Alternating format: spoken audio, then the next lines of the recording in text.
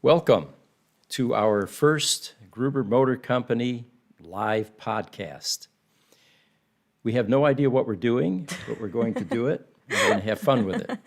So I'd like to introduce Esperanza Valladares Yes. and Pete Gruber. Espe runs the Gruber Motor Company operations, and I run a bunch of other stuff, I guess.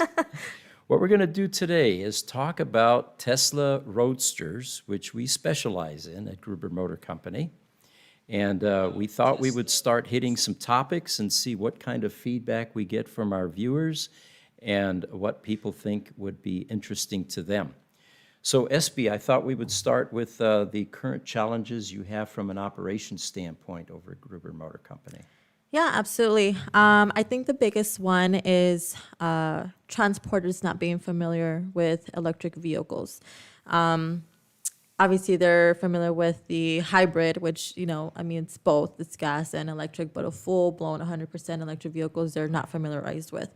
I think now they're starting to expand more and starting to learn more on how these cars function, operate, and how they can transport these vehicles, especially when it's completely bricked for roadster cases.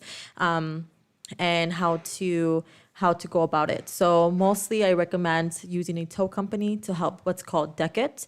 And then that would allow the car to be transported onto the carrier. Usually works best with an open carrier as opposed to an enclosed carrier, because I believe enclosed carrier just very limited on the space. For the viewers here, what I'd like to do is set some perspective.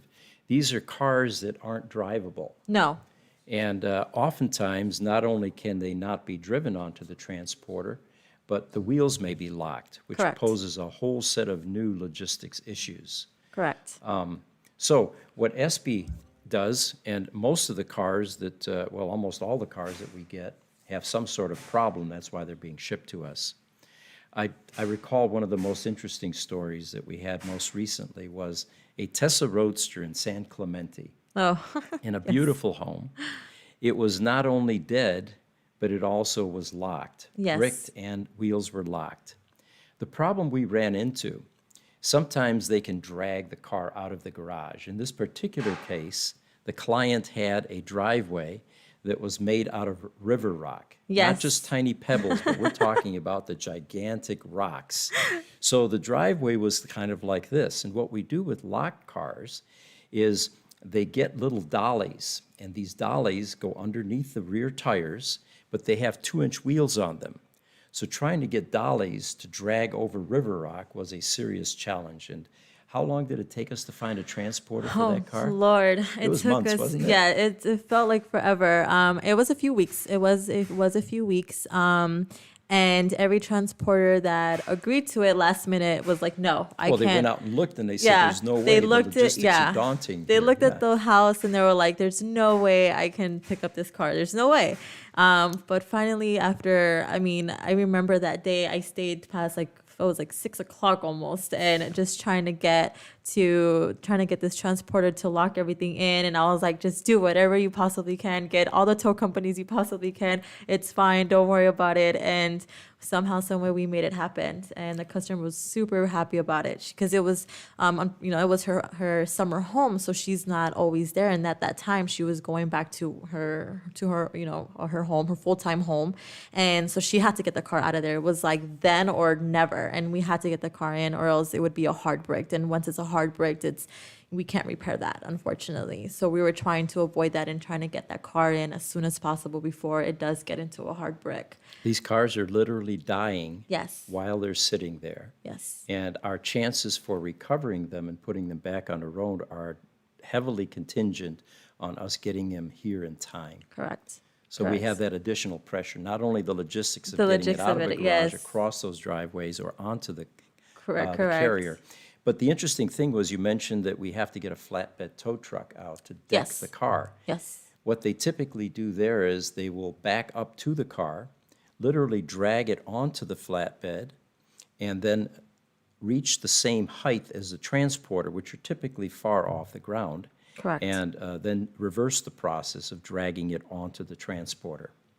Correct. Yeah, it's a lengthy task, but it's something that has worked, and we just stick by it. We stick by it just because it avoids from any other damages happening to the vehicle, to the wheels, or underneath the vehicle.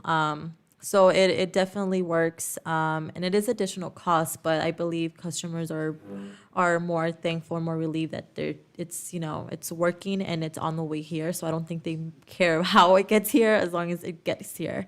Their main priority is to have their baby back. Most of these customers that own Roadsters, I mean, their Roadsters are their babies. That's how they call it. Their babies are their pride possession. Like Oh, the customers that name their cars. We yes, have a I number mean of we those. have what, Baby Blue, Evie, Cupcake, Baby Blue, yeah. Yep, we have all these names, all these nicknames for these Roadsters, and yeah, I think They're like family pets, they're family basically. pets. Yeah. Yes, that's exactly what it is, and I think they would choose these Roadsters over anything else in their family, probably in some cases.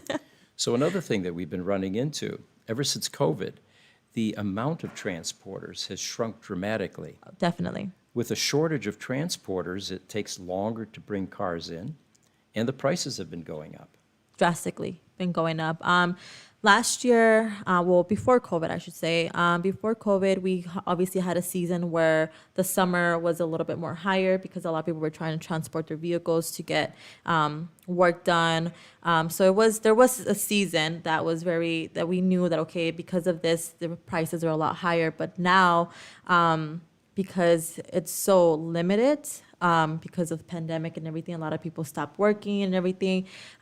It cost a lot more to get transporters because they knew they were the only ones transporting vehicles, or it took forever to get a transporter because there were so little people that were working that it took weeks, even months, to get a transporter to confirm for a pickup. So right now we're starting to see a little bit more flow. We're starting to see more carriers going back into business, which is a really good thing. But that cost is still there, especially coming from the East Coast to the West Coast. It's super high. It's super high. There's seasons like in the winter where it can fluctuate. It can get a little bit lower, but for the most part, any car that is coming from the East Coast to the West Coast, it's been a difficult time. I know there was times where, because of the weather conditions, that may be the case.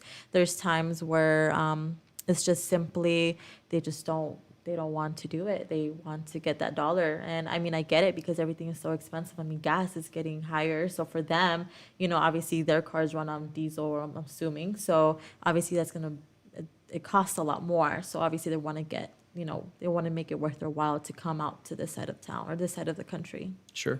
There are a couple of methods that we have for transporting. There's open carrier and enclosed. Enclosed carrier. We generally recommend to customers to just go open carrier because any car that arrives at our service center gets a full bath before we'll even let it in the service center.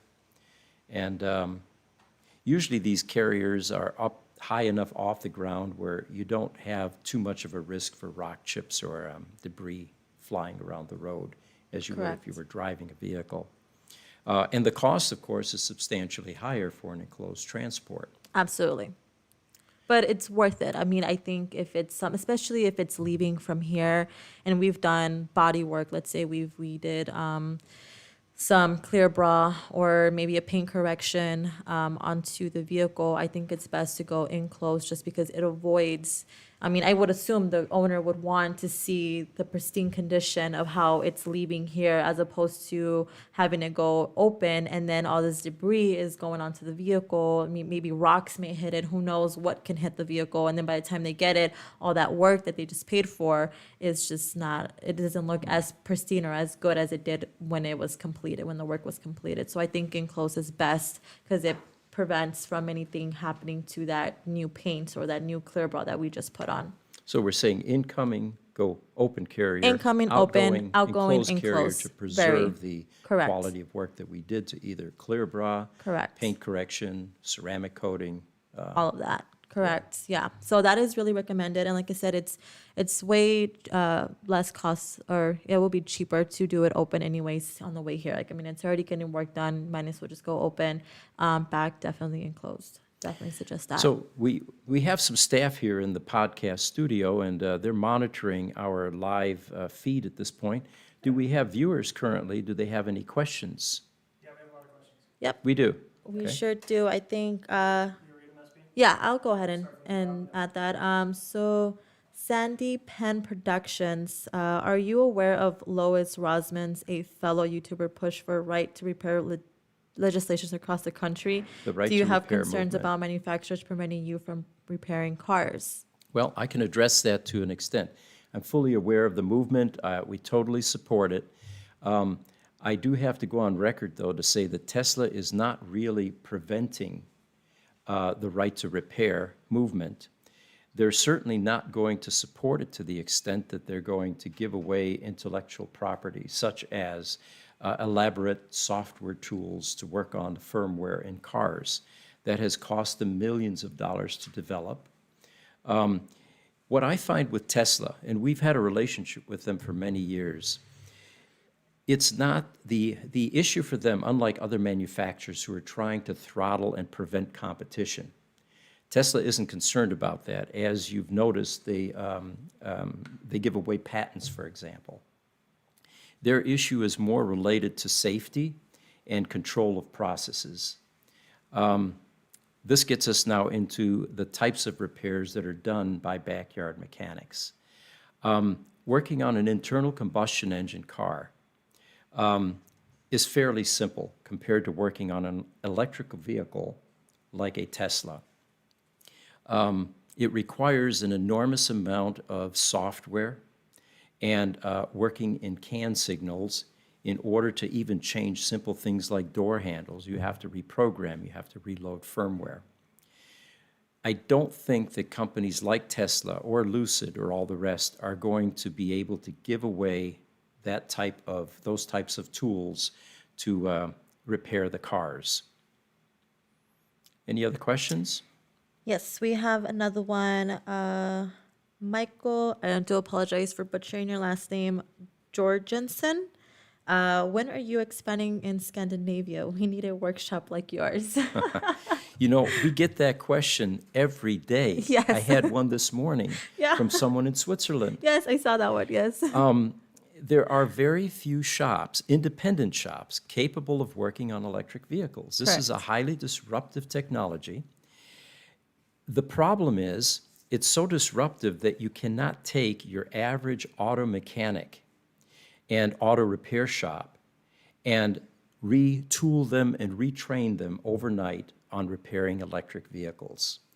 Even though these cars all have 4 tires and brakes and suspension and a body, and it looks like a car. Correct. It's not. It's a computer on wheels.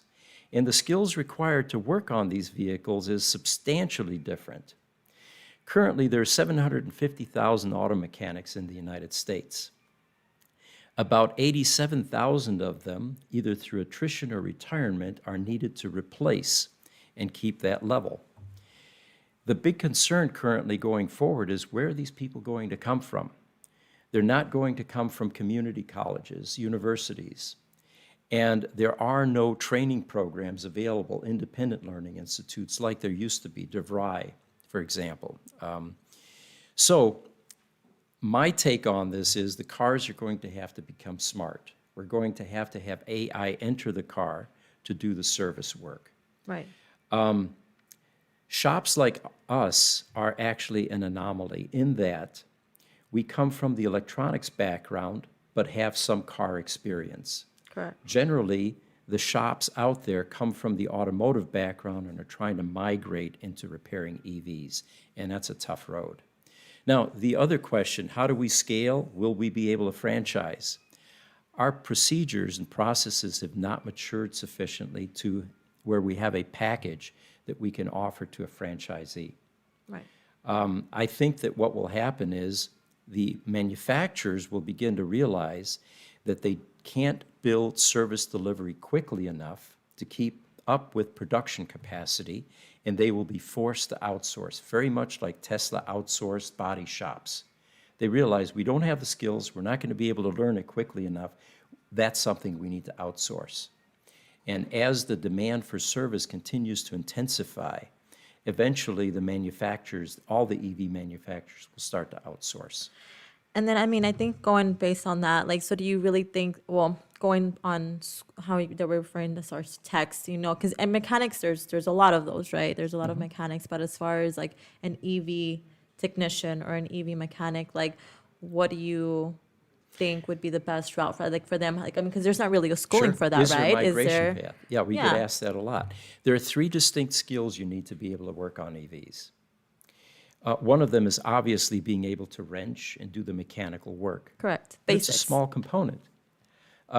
These EVs, sure, they have brakes and suspension and tires, but the rest of it is electronics. So you need somebody with electronics experience. And then you need somebody with software experience. And to find those 3 skills in one In individual person.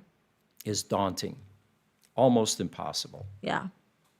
So it would take for schools like, local mechanic schools, mechanic shops to start getting into engineering, to start getting into knowing how these electric vehicles function and training their students on how to do this so they can become an EV tech.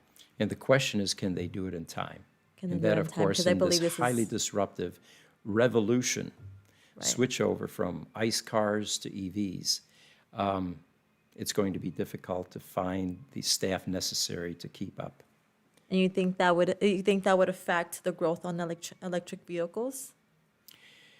I mean, because if there are no mechanics to fix it, if there's no EV techs to fix it, then Sure.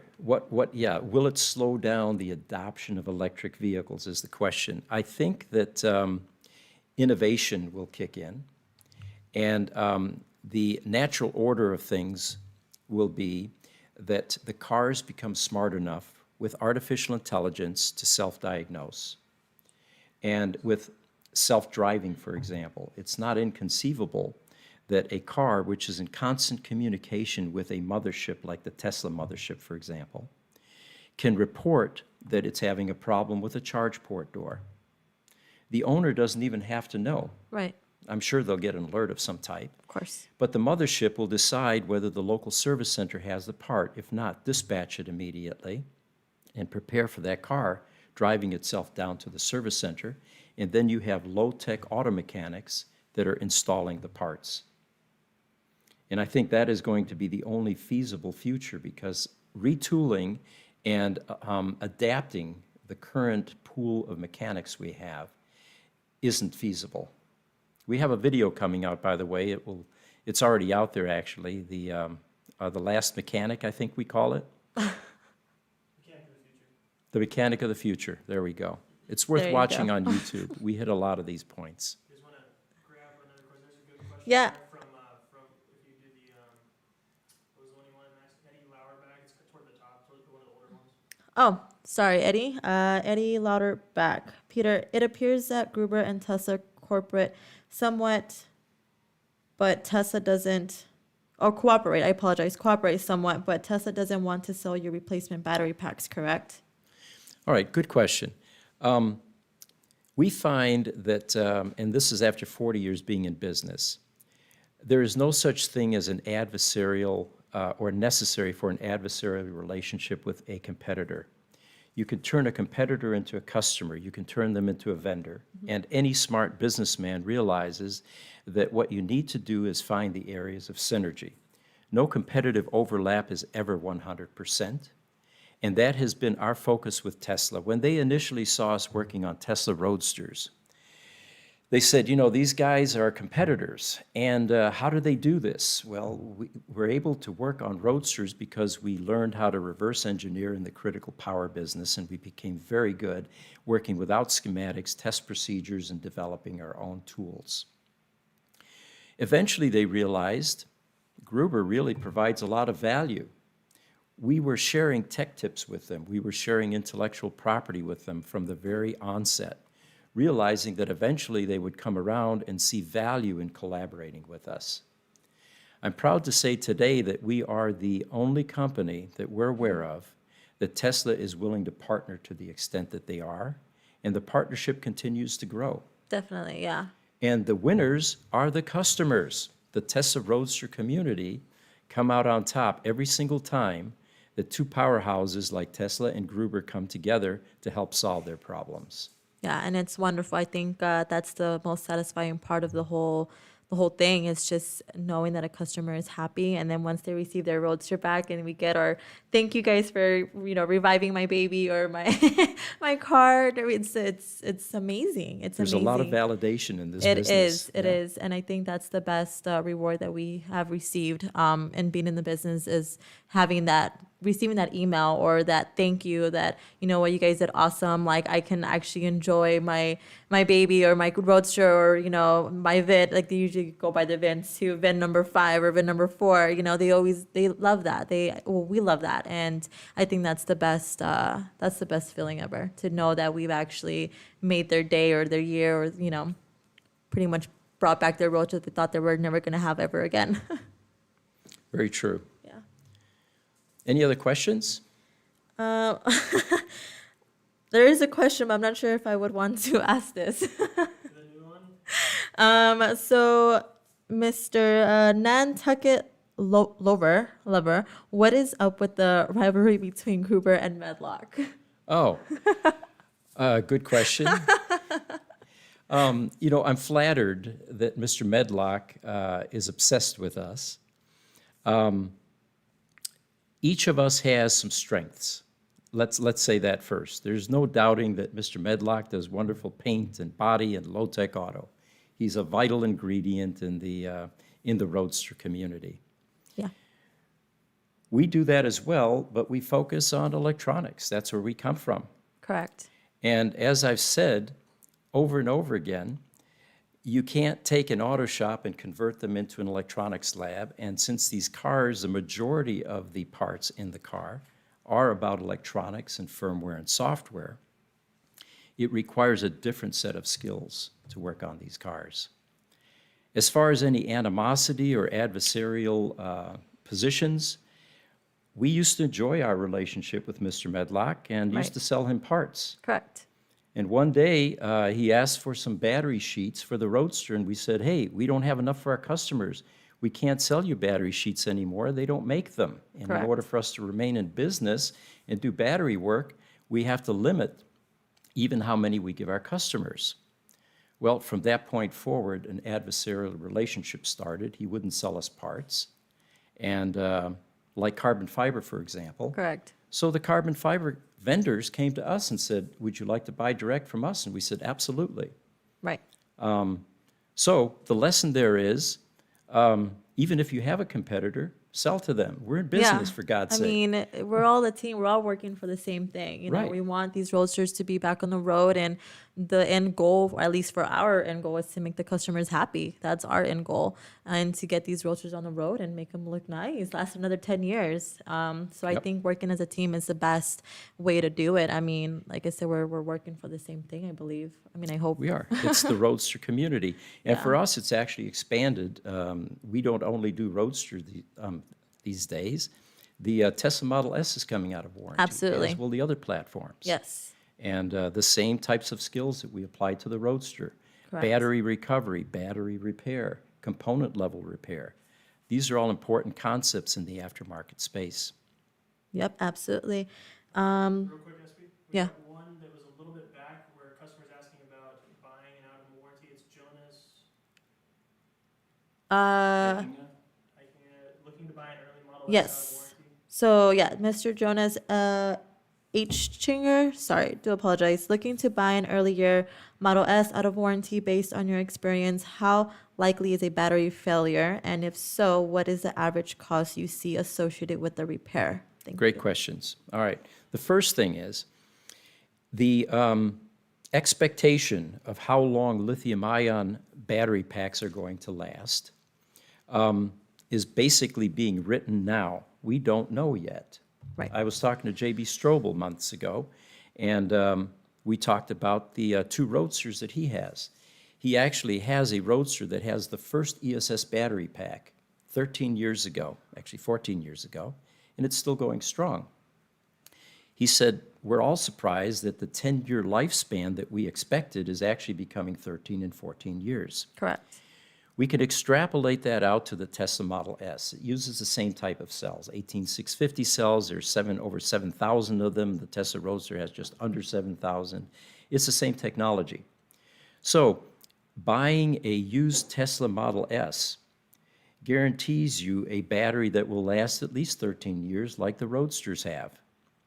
As far as cost to repair it, there will always be aberrations. There will always be a cell that may go bad, and unfortunately the design in a mass cell like this, a mass cell pack is, for safety reasons, the battery management system can only charge to the lowest brick. A brick is a collection of parallel connected cells, so that you don't have a thermal event, basically. So with that in mind, the majority of Tesla Model S's out there are functioning just fine, but you're going to have aberrations like we do in the Roadster world. Correct. But the key is it's repairable. Tesla's solution right now is an entire battery pack replacement. And as we all know, a used one or remanufactured is about $14,000 to $16,000. A new one is $20,000 to $22,000. The problem with that pricing is the car is only worth $20,000 to $25,000 after 8 years or so. So a company like us is vital in the equation because we're able to actually go inside the battery pack, find that bad cell, that bad brick, that bad battery management board, or the contactor, or whatever the problem is, open it up and repair it. And the cost of that is about $5,000. One of the reasons it's $5,000 is we actually have to reuse the battery pack lid. Correct. And that lid is almost hermetically sealed on top of that battery pack. It is. There's an enormous amount of caulk and waterproofing, and we have to carefully peel it. It's not like a sardine can that you just simply, take off and throw away. Right, right. Once Tesla, and I think the day is coming, sells us lids, that cost will come down even further. Correct. Now, one thing to say about Tesla, why are these packs $22,000? We're in communication with Tesla Corporate. Tesla's position on service is it is not a profit center. It is a cost center. They don't see it as a profitable operation. So what they're passing on to clients is cost. And any businessman knows you can't make costs go away. You can make some margin evaporate. Right. Because that's your profit. But your hard costs are fixed. So I think it's commendable that Tesla is willing to offer these packs at cost. Okay. But the reality is, once you have a box with or a container with 7,000 cells in them, it's going to cost you $20,000 to make that. Yeah, definitely. Do you think that one of the reasons why these battery packs are failing on these Model S's, you think supercharging has to do with it? Because, I mean, supercharging is allowing the car to charge up in a faster pace, or as opposed to as a Roadster, you just put it on at 110 and it takes a few hours for it to charge. Do you think that the Roadsters are lasting a little bit longer than the Model S's because of that? Well, You think supercharging has a lot to do with in the world it? of battery design and technology, slow charging is always better than fast charging. Right. It does degrade the cells. So you have trade-offs. If you want to go to Los Angeles, you're not going to want to do an 8-hour charge every time you stop. You Right. want to go have a burger and a half hour later hit the road Exactly. again. Correct. Now, if you're supercharging constantly every single day, yes, you're going to decline and degrade those cells And it will cause the battery to fail a lot sooner than what. prematurely. Yes. Right. Okay. So it's best to do supercharging every once in a while, or needed or going on a long trip, as opposed to this is what I normally do every day, and I'm sticking to that. So Exactly. it's better to do a slow charge. Got it. Well, thank you. I'm glad we've got viewers, and Yeah. I'm glad that we have questions coming through. Yeah, we've got a few of them about battery packs and stuff like that. Soren says hi. Maybe it's a customer of ours. Maybe Soren Lauren? A. Okay. The Marin one? Will we see an increase in the number of Roadsters on the road with the restart of the 3.0 R80 bricked Roadsters revived? All right. Will we see more original first-generation Tesla Roadsters on the road with the advent of this new 3.0 battery pack? By the way, I want to congratulate Tesla for hanging in there, solving the engineering problems. It was getting kind of scary there for a while. We It had was. a number of Roadsters that were on their last legs. Yes. Some were bricked, some were sitting in garages, some were being dumped because they thought they would never be back They on gave the up. road. Right, they gave up, yeah. Tesla came through and solved the engineering problems. And, you know, the first thing I want to say about that, Tesla has no obligation whatsoever to continue to support the first generation Roadster. This myth about Magnuson Moss forcing a auto manufacturer to supply parts for 10 years is a myth. It has to do with aftermarket support, warranty support for aftermarket parts. So for Tesla to continue to support their first generation car is commendable, and rather than bash them, we should thank them. Correct. Yeah. So will there Absolutely. be more Roadsters on the road with this 3.0 battery pack that has been released? Absolutely. There are a number of Roadsters that are currently sitting in garages, idled, bricked as they call it, that can't go anywhere because they're waiting for a battery pack. How many do we have here? A dozen or so? Yes. At least. There's like at least 12. Yes. And it's going to be wonderful having these cars back on the road. Yes. The other question is, what will happen to the price of the original Roadster? Well, now that there is a solution in sight, these cars are going to continue to go up in value because it's collectible already. Okay. Do you see the prices ever going down on these collectibles? They would if the battery solution was derailed or was not available, because now you basically have a boat anchor that Right. you can't do very much with. Okay. Now, on the flip side, we have a YouTube video, which I think people should watch, and we're predicting a collector car crash. There are many countries and states that are mandating by 2035 the continuation of manufacturing internal combustion engine cars will stop. What's coming shortly thereafter, of course, is banning them on the roads. Yeah. Now, you have this huge collection of collector cars that are sitting out there, internal combustion engine collector cars. Well, if you can't drive that car in a few decades, what's the point in keeping it in your collection or in your garage? In a museum, perhaps. So our prediction is, with only 2,400 Roadsters on the planet, maybe 2,000 left now, what cars will a collector be able to move into that they can continue to drive into the century? That's sporty, small, two-seater, convertible. Well, it's got Roadster written all over it. So if you want to replace your McLaren, if you want to replace your Ferrari, your Lamborghini with something that's equally as much fun, the Roadster is your car. Yeah, I think somebody did mention a Porsche in here. Yeah, but Porsche does that too with old cars. You can always find parts for the 356. He was talking to Armand. Do you have info on the 3.0 Roadster packs? So Porsches.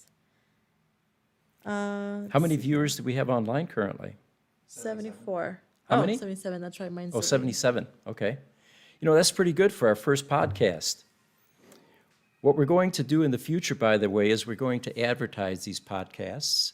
We're going to also advertise the theme or the agenda. We plan on having visitors that will provide expertise in various areas, including Tesla, by the way. They are invited. Yeah, I believe Mr. Stefan Stefkov wants Sandy Monroe. Oh, Sandy Monroe, sure. We'll talk to Sandy and see if we can get him in our show. We'll get Alex Gruberman. Mr. Guberman? What about Joe Rogan? Let's think Yeah, big. let's- Let's get Joe on our show. What do you think? Two bald guys? Yeah, there you Yes. go. Two bald guys with, headphones. headphones. I think that would be fun. There's another question that was here. Hold on one second. Looks like Pardon us, we're gathering some more questions. Yes. how often do you see Model S vehicles with less than 50% capacity? How many a month? Tesla Fudge asked that. Okay, how often do we see Tesla Model S's with only 50% range? And what do we do about it, of course? What would you say, at this point per week, how many Model S's do we either have inquiries or Per that week, come in? I would say about 6 6 per week, per week. okay. Yeah, By the way, we are expanding. definitely. Our 8,000 square foot facility is bursting at the seams. We have ample staff to take care of all of your needs, but we have another building that's exactly 300 feet away from the one that we are in now, which is over twice the size of the one that we're in, and we're building that out for expansion. So we will triple the size of Gruber Motor Company by the end of this year. Yes. These Tesla Model S's are out of warranty. Correct. The only recourse a customer has is a $16,000 to $22,000 repair. Some even 30,000. I've heard they've quoted 30,000. 30,000, Yes. okay? And giving a plug here to Rich Rebuilds. I watched one of his videos just a few days ago. It was a Tesla Model 3, I believe, that had a broken cooling jacket connector. And again, Tesla does not do component level repairs at the service center level. They're not equipped for that. They do plenty of that back in Lathrop, California at the remanufacturing plant. So in this case, Rich Rebuilds was able, or his staff, was able to change a nipple on this cooling jacket and put that car back on the road. And instead of $16,000, it was around $700. Pardon me for a moment, I'm going to silence my phone. We are a working company, and Yes. customers are extremely important to us, so we always carry our phones with us, and we're available to our customers. Mr. John Kramer asked you a question. Does Pete regret not buying George Clooney's Roadster? Good question. George Clooney's Black Roadster, a 2008. Do I regret it? I found out later that it was one of the more problematic Roadsters in the early Tesla lineup. And what I ended up with was a later model 2011 Lightning Green, which I thoroughly enjoyed. Now, having said that, yeah, I probably have some regrets because a celebrity-owned vehicle from a Right. collectible viewpoint is probably going to be worth more than my Lightning Green. Oh, wait a minute, the Lightning Green was celebrity-owned too, remember? The golfer, Bubba Watson there you owned that go. car, yeah. All So right. it's you Had still the got best of one. both worlds, yeah. You still got one. I think the car I'm most proud of, the Tesla Roadster I'm most proud of, is Tesla number 5, VIN number 5. It's a bright red, the Ferrari red, what they call the Fusion red. And yeah, it is a cool car. Yeah, it is. It is. Yeah, Pete drives the heck out of these Roadsters. It's scary sometimes. You know, I'm going to say that there are more Tesla Roadsters in the state of Arizona, no, in Phoenix, let's put it that way, because California has such a high density. But in Phoenix, there are more Roadsters here than there are anywhere else in the world. Yeah, And it's definitely. predominantly because we have so many of them here. They come in, they go out, they come in, they go out constantly. Yeah. We actually had quite a few celebrity cars in our shop, correct? We have, yes. Yeah. That'll be another podcast. We'll make a list of all of the Absolutely. celebrity cars. You guys want to keep going? Do another question? Or? Sure, we can do another question. We had one here that just came through, the most recent one, the Real Gamer one. You see that one, SP? Yes. I got a 2020 Model 3, which I drive over 300 miles daily, 7 days a week. Should I expect my battery to fail before 200K miles if I am supercharging regularly? Well, I think we have to define supercharging regularly. If it's, once or twice a week, I don't think you're going to have a problem. But if it's like an everyday thing, then I think that's when it's an issue. Yeah, you have the gig workers, for example, or the taxi cabs, or the people that live in apartments. Their only method of charging is superchargers. That poses some risk for them. Right. Right. The other thing that I'd like to mention is, in the world of EVs, mileage is not as important as age. Correct. Mileage has more to do with mechanical wear, and there's so very few mechanical components in an EV. The other thing to say about that is you can take a brand new EV, park it for 10 years. It doesn't mean that your car is now immune to any deferred maintenance. Electronic components age and wear even based on simply shelf life. Electrolytic capacitors, for example, are a prime example of that. They're going to deteriorate whether you're using them or not. Right. Okay. Okay, so we have another one. This is the second time they've asked this question. It says, what options do you have for upgrading Model S battery packs? Tesla only sells a 90 kilowatt hour for 22,000. Okay, what options do we have for upgrading Tesla Model S or even Model X battery packs? Independents like us are not staffed and outfitted to build large battery packs. Let's go on record. Eventually, I'm sure there will be aftermarket providers that will be able to replicate large battery packs for Teslas or any other EV. So the question being is, what provision does even Tesla have? From a cost standpoint, I think it makes more sense for them to make one battery pack as a replacement than to try to make a variety of different packs. The other thing that's noteworthy here is we get asked this a lot. I have a P85 or I have a 70 and I would like to get a 100 kW per hour battery pack in that car. We checked with Tesla on this issue and they were very clear that there are significant differences between a 100 pack car versus the other platforms. And it has to do with everything from seat placement to airbag deployment to timing and weight distribution and suspension. They do not recommend putting a larger battery pack into a car that was not designed for it. If you're interested in more details about that, visit our YouTube site, and we have a video that deals with that very issue. Okay. There's one from Zeke Desai. Can you estimate how many working Roadsters exist, left and right side drive? All right, how many Roadsters are left? No one really knows, first of all. But our estimates currently are 1,500 in the US and about 500 globally, for a total of 2,000. That 2,400 that existed at one point in time, many of them have been totaled. We have a number of parts cars here, for example. Correct. Yeah. So 2,000 is the current estimate. Also, we have to throw in the fact that Tesla has been buying back Roadsters for the last year and a half. Bought back a few. They've bought almost 60 of them. Yep. And these are not cars that were put back on the road. On the surface, it seems irresponsible, but in fact, it was another act of generosity on Tesla's parts. They realized that the parts situation was dire, that they had run out of parts, so they ended up spending a few $1 million to buy back almost 60 Roadsters and part them out. And that's one of the reasons that today you can go to a service center and still get Roadster parts. So in all reality, it was a blessing for them, or for Roadster. There was for the an Roadster upside community in and order a to- downside, as with Right, I everything mean, in life. right. There were actually two upsides if you think about it.